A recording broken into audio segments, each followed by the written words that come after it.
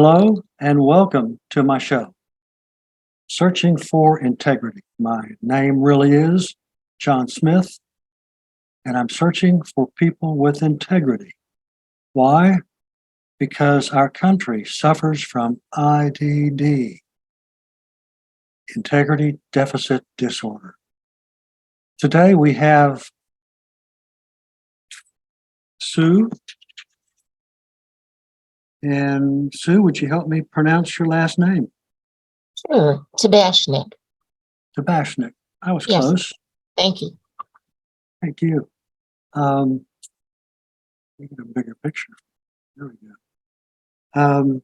Yes, that's good. And I've read through your materials. It's quite a saga, I will call it. It's one which is,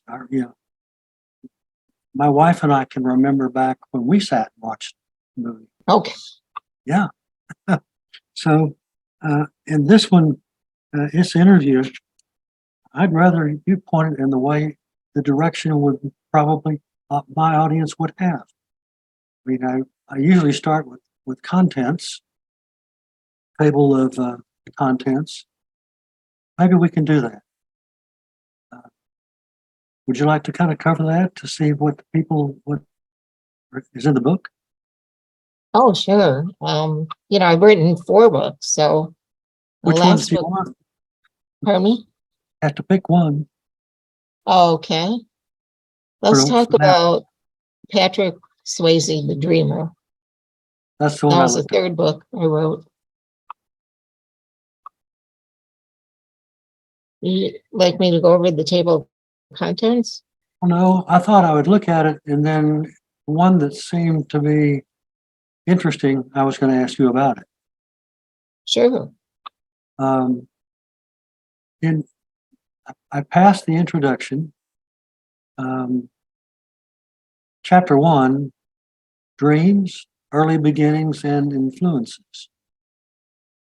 Yes. Do you dream? Do you dream a lot? Well, he was the type of person who was a dreamer who always had visions of what he wanted to do in the future and goals, to get there. And also, I think he helped a lot of people get to their dreams as well. Really? That's He important. was always looking for meaning and improvement and things like that. I see here chapter 2 is about career.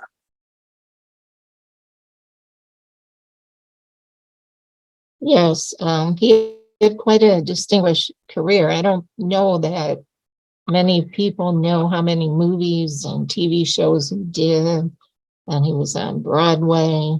I'd say he did around 40 movies or so.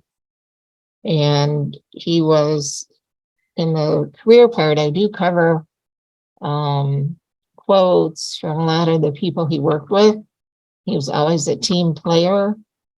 He always put over 100% into every project, every movie, every TV show he did. Sort of a perfectionist, I guess you might want to call him. But he was a very diversified actor. And of course, he had his dancing abilities, of course, in Dirty Dancing and also in his movie One Last Dance. But he went anywhere from an attorney in pre-Nazi Austria to, as I mentioned, Dirty Dancing, to Ghost. He just played such a wide variety of roles. Well, I'm glad he did. Yeah. It sure has stirred up a lot of people when they're reminded. Mm-hmm. When you look at the people that the ones are, they're taken too gone quickly. Yes. And that's a guy here. Yeah, and his father died at the same age, at 57. Sort of weird. Is What that a right? coincidence, huh? The same pancreatic? No, he all of a sudden he just had a sudden heart attack. He was out walking the dogs on a trail and he just passed away. It was very sudden, with no warning. It was very hard on Patrick. Of course, Patrick's mom, Patsy, But Patrick, after that, became like the head of the family. He was the oldest boy. Right. He missed his father so much, and he always said he was going to get a horse ranch and dedicate it to his father, because his father had been into horses and ranching, ran on that side of the family. And he did. He got 2 ranches, Patrick did. That's quite a feat. Yeah, I mean, it was all in honor of his father. And Patrick, when he felt like he needed time away, I mean, Hollywood and stuff like that, he had his ranches, and he could take his horse and just go packing into the woods, and not come out for a day or 2 or 3. Right. Right. That's true cowboy stuff. Yeah, that was on his dad's side of the family, because Patrick was quite a cowboy himself, roping and all that kind of stuff. Yeah, I saw where he lived in Texas for a while. Well, he was born and raised in Houston. Okay. And then for his movie career, he ended up, he was in New York for a little bit for his dancing career, but he had a bum knee since being a senior in high school, and he had a football injury. He could have, without that injury, he might have even gone into football. Who knows? But anyways, he stayed in Houston, then went to New York, and eventually went to LA to get into the movie business. Right. He just loved acting, but I think he loved his ranches more than the acting. Right. He was more at home in the ranches with his animals. He had all kinds of animals on both the ranches. And he loved raising, or eventually got into raising Arabian horses. And he and his wife were competing for a while, but it just got to be too much. The fans were so loud and everything was disrupting the competition, so he had to drop out. Well, nobody's sure, at least down here, in terms of father dying same year, son dying. I would not throw out that those 2 guys are together. Mm-hmm. He said, he did a big Barbara Walters interview after he was diagnosed with pancreatic cancer. And it was sort of near the end. I don't remember exactly, maybe 7 or 6 months before he died. He spoke a lot about paying attention to his angels, and his father was talking to him, crossing over. Yes. He was always, I'm sorry. Yeah, I'm a believer. He was always a very spiritual person. He brought up Catholic, but he explored many different religions and beliefs and got into Buddhism. And I think it seemed like the religion, the spirituality helped him deal with his death. Well, it's a shame. We were talking about it earlier when I was getting ready here, and my wife and I were talking about the movies that we've seen that that Patrick had done, and they all put a mark on you in terms of how you deal with it in your chest, your heart. We'll never forget him. No, I think he always wanted to make a difference in the world and leave a legacy. And I think he accomplished that. Right. I mean, you go on Facebook, there are so many different Facebook groups. Patrick, all day long, there's posting of pictures and things. And, his movie Ghost, at the end where it goes, all you have is love and you take it with you. He talks about that in real life when he was near his end. It's so true, all you have is love and you take it with you. You bet. You bet. You want to talk more about Patrick's roles? I know you mentioned Ghost. Well, I mean, like I said, he did around 40 movies. So I think The Outsiders, which I was just reading last night on the internet. It's a musical going to Broadway. Oh, yeah? I don't know the timetable on it or anything, but that's so amazing. That was sort of a breakout movie for him. And then I think the North and South miniseries, the TV series, I don't know if you saw that way back in 1985. That was about the Civil War. He played the guy from the South, and then he had a best friend from the North, and they traced that friendship through West Point and the war. It was very epic. Um, it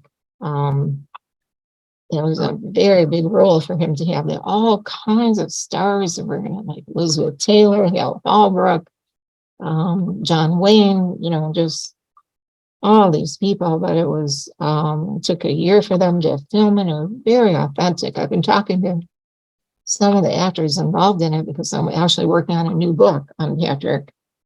And that was quite a feat. So that sort of made him famous, but it was really Dirty Dancing in 87 that he said that just blew his life apart. Yeah. And it was really the first time he danced in a movie. He always tried to hide the dancing because he didn't, he studied acting with two different teachers. Warren Robertson was one of them. He took the craft very seriously. And he had actually done a movie earlier on. Oh, what was that called? It was an ice skating one. Anyways, after that, he was offered a 3-picture deal and this and that. And he turned it down. He said he wanted to not just be a sex symbol, he wanted to be taken seriously as an actor and develop his craft. So he got into the acting lessons and he just took it so seriously. And I guess after Dirty Dancing, the next big one was Ghost. Although we had Roadhouse in there. Yeah, Familiar with Roadhouse. that one? Sure. That's a cult classic. Even the ladies like. Uh-huh.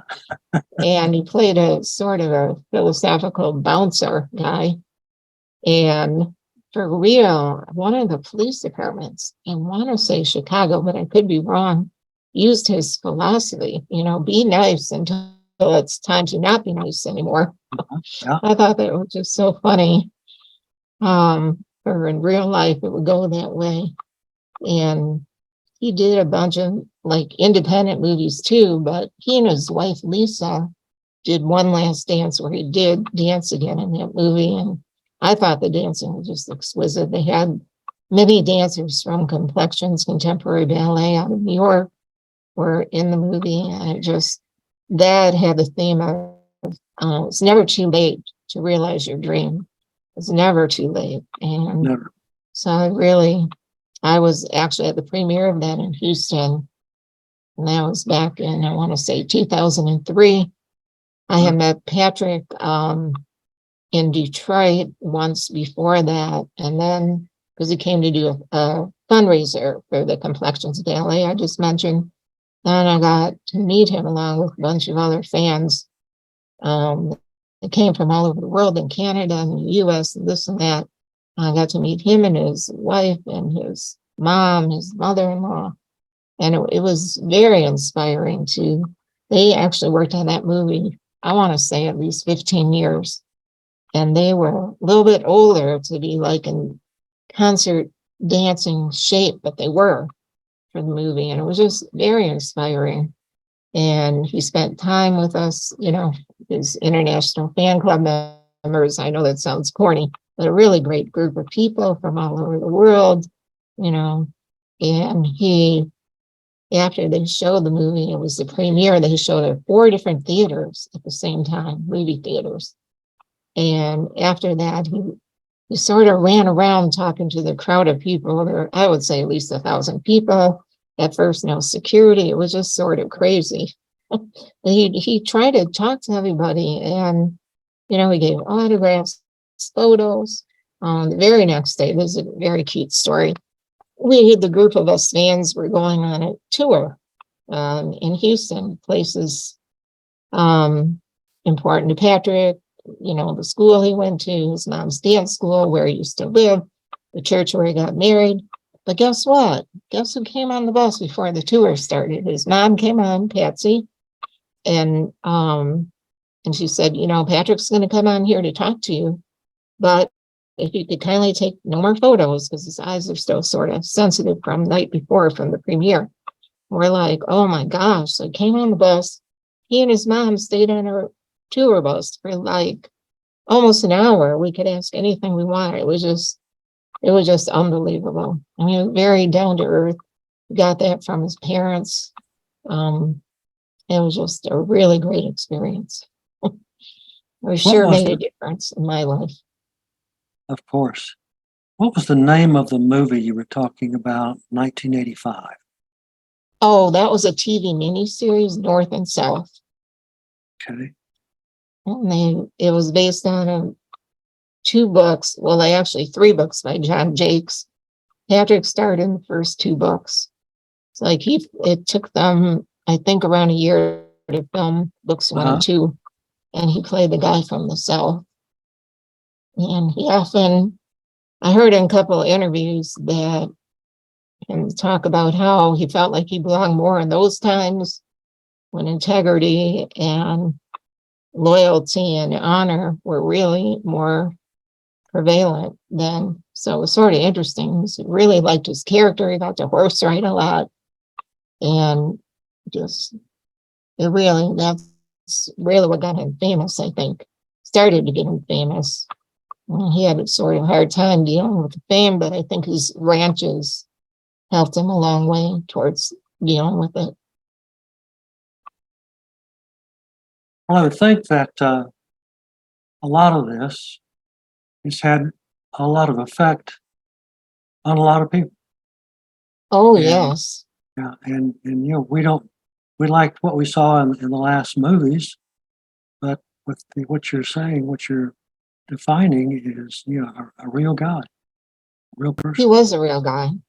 I mean, I had a friend way back when, at the time of Dirty Dancing, it was a little bit after that, I think in the 90s, and she got diagnosed with cancer.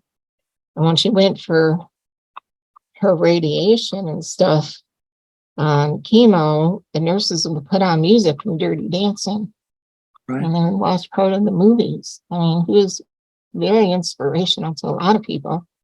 And then unfortunately, when he got ill, I think he really became even more inspirational to so many people. And he gave a big talk at Stand Up to Cancer. It was the first telethon that he had to raise money for all kinds of cancer. And he was ill. They didn't even know if he'd be well enough to do it. So it was a big surprise when he came in him on the stage in the beginning, gave this really big, heartfelt speech. He said, I'm living with cancer, just like, so many people. He didn't think he was special because he was an actor. You know what I mean? Yeah. No. Just another person living with cancer. And, they had a telethon. A lot of the stars were on, but it was really amazing. Now Getting a little choked up there. Right. The 4 books you wanted to talk about. Now, with the 4th last book, is that The Dreamer, Every Day a Chance to Dance? Is that the one? Oh, no, that's Patsy Swayze. That book is about his mom. Okay. That's my 4th book, yes. And I had met her, as I mentioned, in Houston. And that somehow really touched me, even though I only talked to her personally, maybe 3 minutes. Like I said, she came on our tour bus and all that. And, at that time, way back then, 2003, there really wasn't that much information about her. And I thought, wow, this is Patrick's mom. And she was in the performing arts business as well. And that's, so his mom and his first teacher, a mentor. So I ended up interviewing around 29 people. Many of the people studied with Patsy.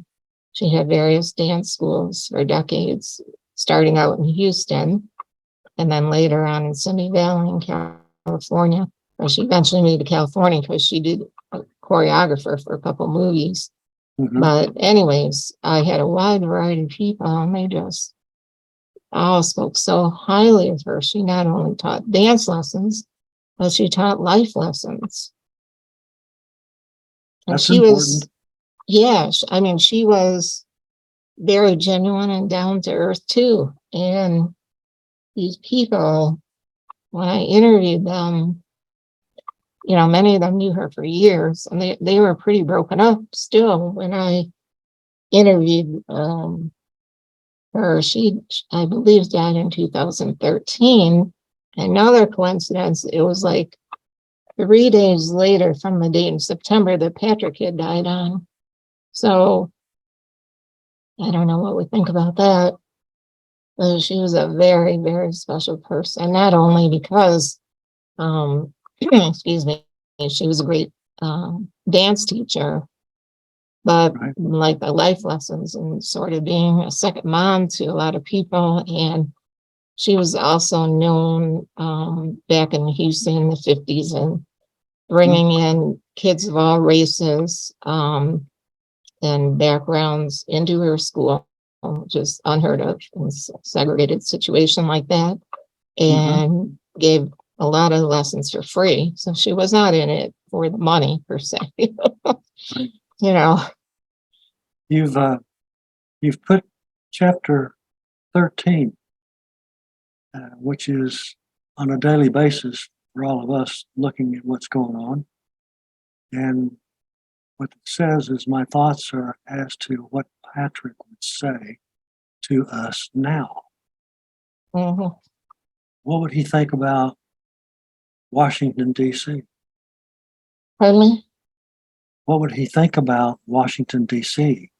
Oh, well, it's very interesting to me that I was, you know, rereading this the other day, and he would say the same thing as what he said then. He would say now, I'm pretty sure, because, you know, he would say that we need to focus more on integrity and things that really matter in life, you know. Right, right, And he was talked about the shallow world of reality TV. Talked about the importance of dance and the performing arts.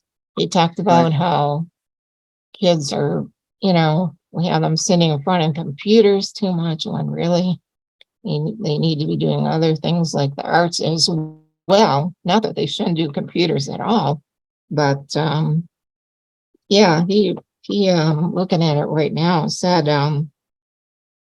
he said he lived his life by most of what his dad taught him. uh-huh, And he said his favorite saying of his would be what his dad would say, all I got is my integrity. To this day, I ain't never seen a hearse pulling a U-Haul. And yeah, I mean, that was from his dad. that's And good. talk about he needs to have a sense of passion and purpose in his life. Yeah, Um, so he talks about having a little bird of innocence inside him. right, So he talked about, I mean, this goes to Washington, D.C., I think. So I hope our standards, our levels of integrity and morality and passion and beliefs upgrade themselves soon. So it talks about just the Western world in general.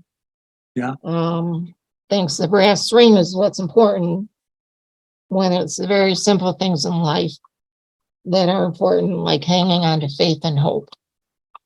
right, So sure. yeah, I think he would say all the same things today.